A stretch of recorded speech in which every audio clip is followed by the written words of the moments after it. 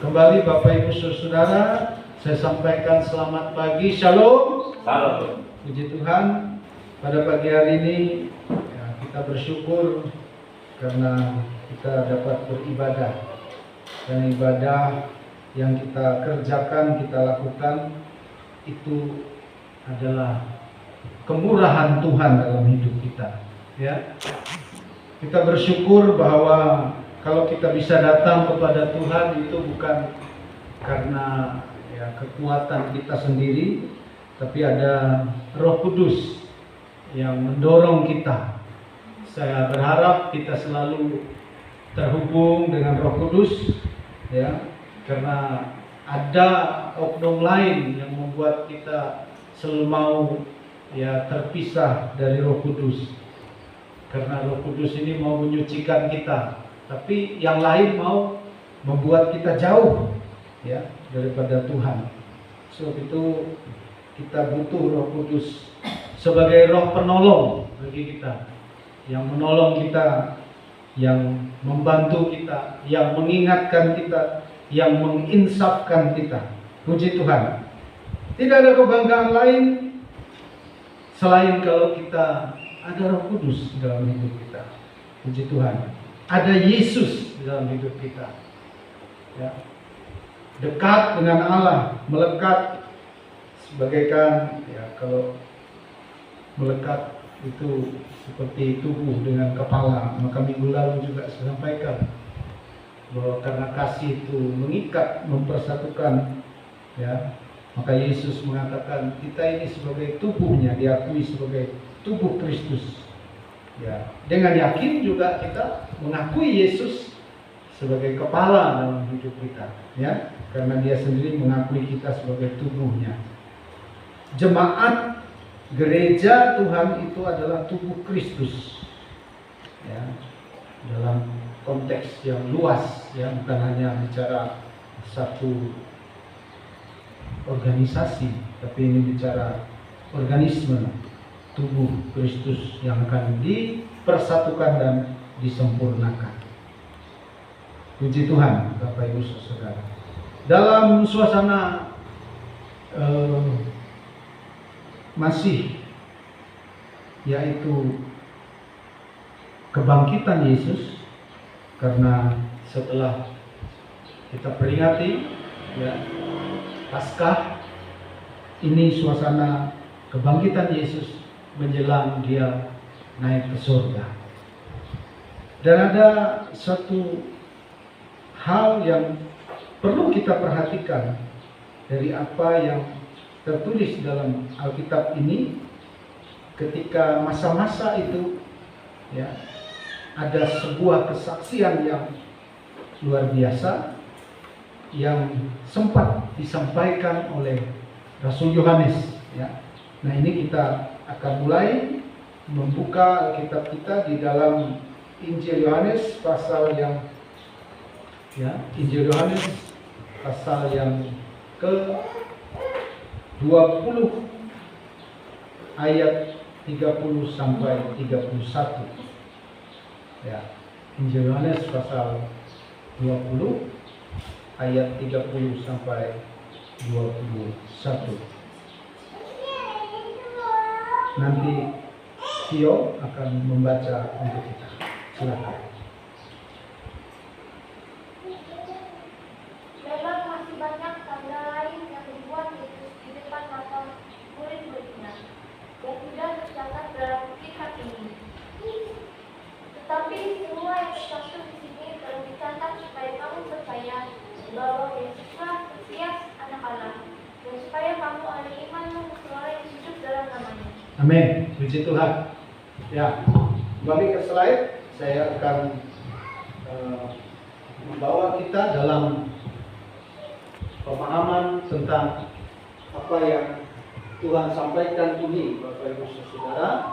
Ya, dalam Yohanes pasal 20 ayat 30-31, tema di sini iman yang memberi hidup, ya, iman yang memberi hidup.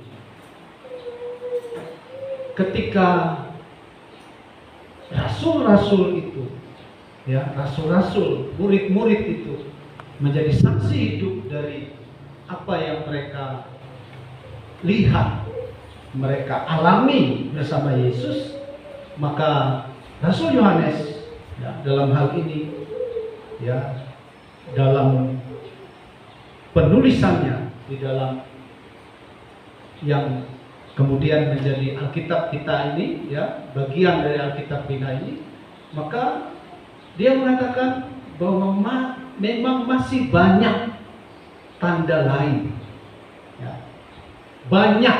Jadi kalau banyak itu berarti betul-betul ya, yang sudah ada saja, yang sudah ada dari perbuatan Yesus yang tercatat, itu kita melihat, kita membaca dari apa yang kita baca dan lihat di dalam Alkitab itu begitu banyak, begitu ya. Tapi ini kalau dikatakan memang masih banyak lagi, ya, masih banyak, ya, berarti luar biasa apa yang Tuhan Yesus lakukan. Masih banyak tanda lain yang dibuat Yesus di depan murid-muridnya yang tidak tercatat dalam kitab ini. Kalau pada konteks ini Rasul Yohanes, dia menulis ya, di dalam Injil Yohanes yang kita kenal. Dan dia berkata dalam kitab ini.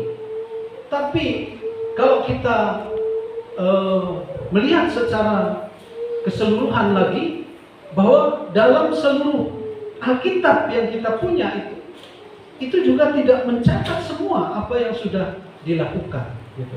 Tidak semuanya dicatat.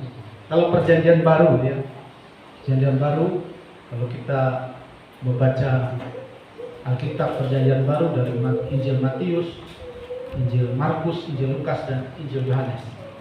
Jadi itu saja ya, itu sudah banyak perbuatan-perbuatan, tanda mujizat yang dilakukan oleh Yesus. Nah, kalau Rasul Yohanes menyatakan ini, Bapak Ibu Saudara, bahwa masih banyak tanda lain yang dibuat Yesus ya, yang tidak dikatakan tercatat. Nah, kemudian di ayat yang ke-31, tetapi semua yang tercantum di sini telah dicatat supaya kamu percaya bahwa Yesuslah Mesias Anak Allah, dan supaya kamu oleh imanmu memperoleh hidup di dalam namanya. Puji Tuhan. Maka sebab itu ya, tema kita ini bisa saja menjadi tema yang kita bisa pelajari beberapa minggu ke depan mungkin ya. Tema ini berkata iman yang memberi hidup. Jadi ini iman yang memberi hidup, atau bisa sebaliknya, hidup oleh iman. Tetapi dalam konteks ini kita melihat bahwa iman yang memberi hidup, supaya oleh imanmu memperoleh hidup ya, dalam namanya, dalam nama Yesus. Puji Tuhan. Coba slide berikut ya. Nah, dalam Yohanes pasal 20 ayat 30-31 masih banyak mujizat lain yang Yesus lakukan. Masih banyak. Dan tidak semuanya harus ditulis, harus tertulis ya. Tetapi kita harus tahu bahwa semua yang ditulis dalam Alkitab itu bertujuan supaya kita percaya dan hidup ya. Percaya dan hidup. Tanda kutip hidup yang seperti apa gitu ya. Hidup yang seperti apa yang Tuhan mau dalam kehidupan kita.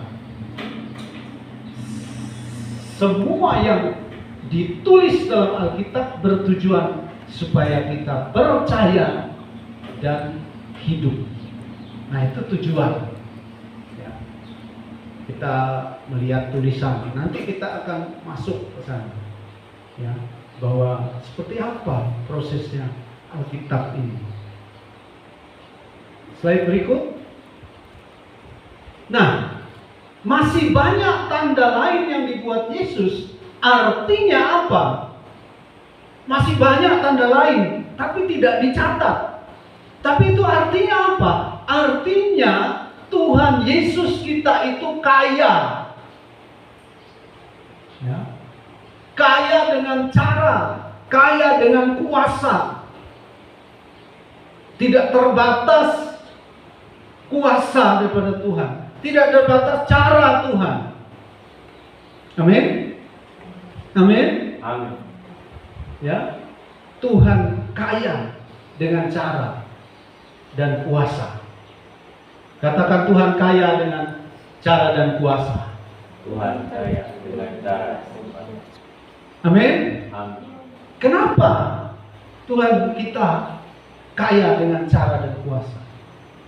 Maka sebab itu kalau dia melakukan mujizat, ketika Yesus melakukan mujizat, tidak pernah sama. Ketika dia diminta untuk ada orang buta sejak lahir, dan Yesus diminta menyembuhkan orang buta yang sejak lahir. Dia ludah ke tanah, dia aduk-aduk tanah, dia oles ke mata, sembuh. Ya. Ketika ada orang lumpuh, ya, orang lumpuh yang dibawa dengan tilam, coba minta. Tuhan Yesus katakan, kalau engkau percaya, kalau engkau mau dan percaya, aku mau, aku percaya, angkat tilammu. Itu caranya beda, ya, cara yang berbeda. Tidak semua sama. Satu kali dia membaringkan dirinya di atas seorang yang mati, ya, sudah terbaring kaku. Tuhan Yesus baringkan diri di atas. Itu cara. Pada satu kali ada seorang yang pendarahan 12 tahun. Dia berjalan saja. Lalu perempuan itu menjamah jubah-jubahnya. Jubah Yesus, menjamah jubah Yesus. Dan perempuan itu disembuhkan. Itu cara. Ya. Jadi Tuhan punya banyak cara. Tuhan tidak pernah kekurangan cara untuk menolong, untuk melakukan perkara-perkara yang dahsyat dan mujizat. Sebab itu yang dahsyat dan luar biasa. Sebab Tuhan kita memang Tuhan yang kaya. Amin. Amin. Katakan Tuhan kita Tuhan yang kaya. Tuhan kita Tuhan yang kaya. Ya, kaya dengan cara, ya, kaya dengan kuasa yang tidak terbatas. Begitu. Jadi apapun dalam kehidupan kita ini, kita akui dia sebagai Tuhan yang kaya dengan caranya, dengan kuasanya yang tidak terbatas. Jadi kita harus percaya itu. Sesuai dengan tema, ya, ya, iman yang memberi hidup. Iman seperti apa yang memberi hidup? Nah, jadi kita memang harus belajar terus, ya. Percaya ini kita belajar, beriman ini kita belajar. Dalam Yohanes 21 ayat 25, ya, dikatakan, coba kita tampilkan dulu, nanti kembali ke slide. Injil Yohanes pasal 21 ayat 25. Ya, baca bersama. Mungkin tampilannya ya.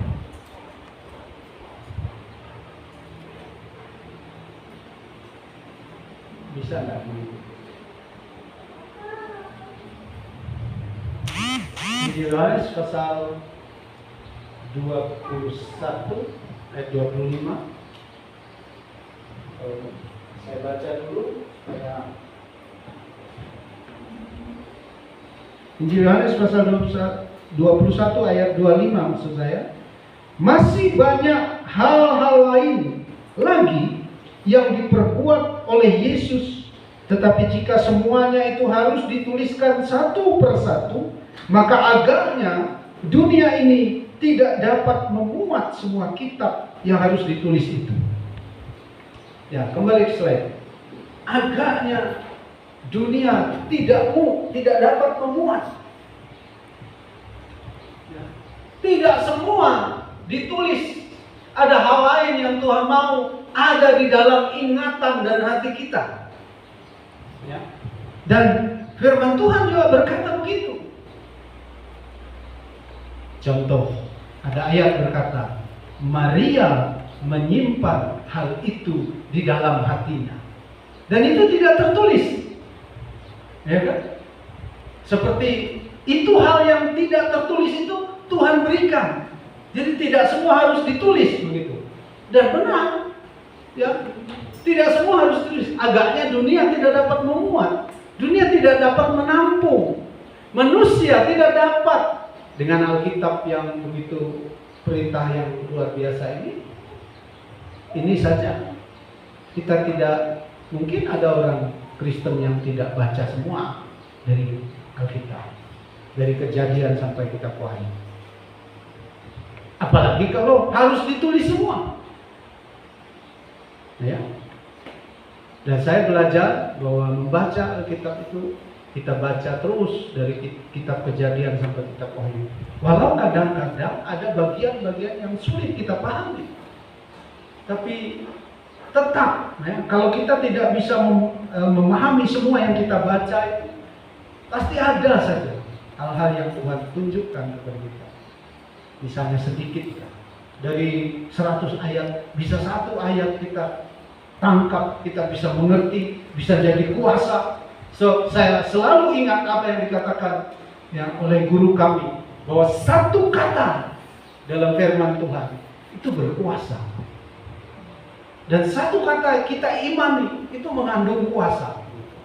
Ya, jadi Yohanes 21 ayat 25 tadi kita baca, tidak semua hal harus ditulis semua satu persatu. Ya. Tapi ada hal lain yang Tuhan taruh. Ya, Tuhan mau ada di dalam ingatan kita, dalam hati kita, bagaikan sudah tertulis, menyatu dengan kita. Ya, hikmat itu membawa kita kepada bagian-bagian dari firman Tuhan yang tidak tertulis. Roh Kudus ya, membawa kita kepada bagian-bagian yang walaupun tidak tertulis, tapi itu Tuhan mau dalam hidup kita. Dan kita tidak bisa cari ayatnya, tapi Tuhan tahu itu di dalam hidup kita, supaya membawa kita lebih lagi melayani Tuhan.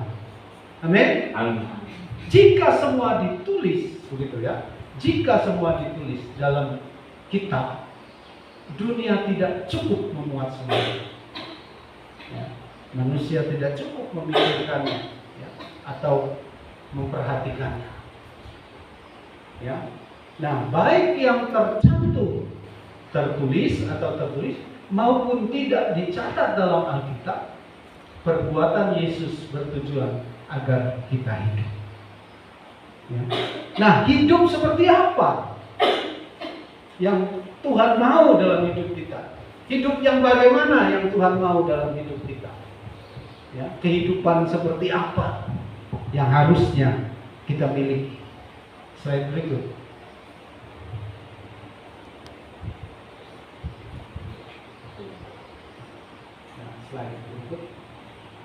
Nah, Yohanes 5 ayat 39 kita baca bersama 1, 2, 3. Kamu menyelidiki kitab suci sebab kamu menyangka bahwa olehnya kamu mempunyai hidup yang kekal. Tetapi walaupun kitab-kitab suci itu memberi kesaksian tentang aku, ya, kamu menyelidiki kitab-kitab suci. Siapa yang melidiki kitab suci? Para ahli Taurat, ya, ahli Taurat, kemudian juga ahli-ahli kitab menyelidiki kitab-kitab suci. Mungkin termasuk dari zaman ke zaman orang-orang yang menyelidiki kitab suci ini, ya, mempelajari dari kitab-kitab suci ini, ya, bahwa orang berpikir bahwa olehnya kamu mempunyai hidup yang kekal. Jadi tentu hidup yang menjadi kemauan Tuhan bagi kita, itu Tuhan mau kita ini memperoleh hidup. Dan hidup yang di dalam Tuhan yang sesungguhnya, yang Tuhan mau sediakan bagi kita adalah hidup yang kekal. Bukan hidup yang sementara. Tapi di dalam Yesus, untuk apa Dia harus mati di kayu salib gitu. Kalau hidup kita, ya hidup yang hanya di dunia ini, atau hidup hanya yang sekarang ini, tetapi karena ada tujuan hidup yang akan datang, ada tujuan hidup sejati, ya, ada tujuan hidup kekal, itulah maka Tuhan Yesus mati di kayu salib.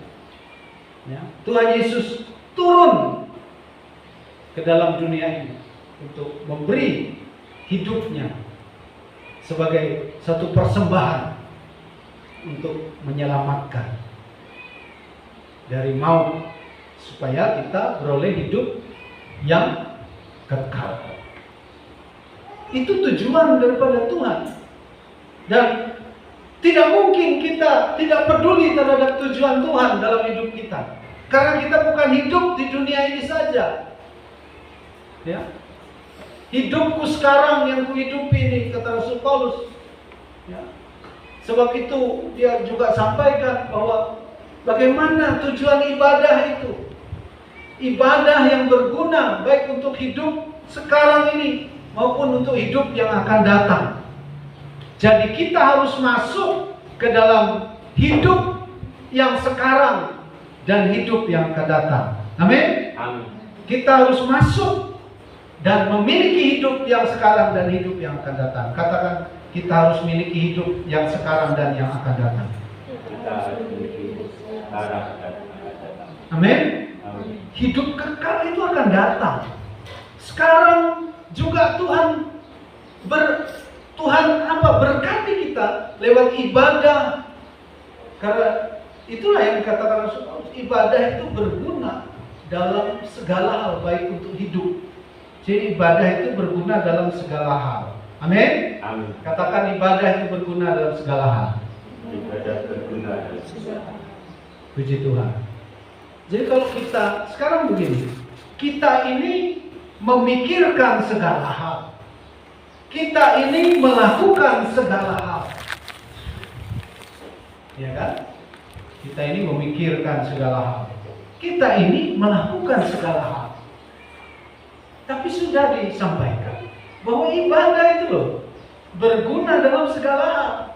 Jadi kalau segala hal, entah itu ada di dalam rencana kita, planning kita, entah itu ada dalam tujuan kita, entah itu ada dalam perbuatan kita, entah itu dalam tindakan kita, program kita, kerja kita, maka ibadah berguna di dalam semuanya itu. Tapi hebat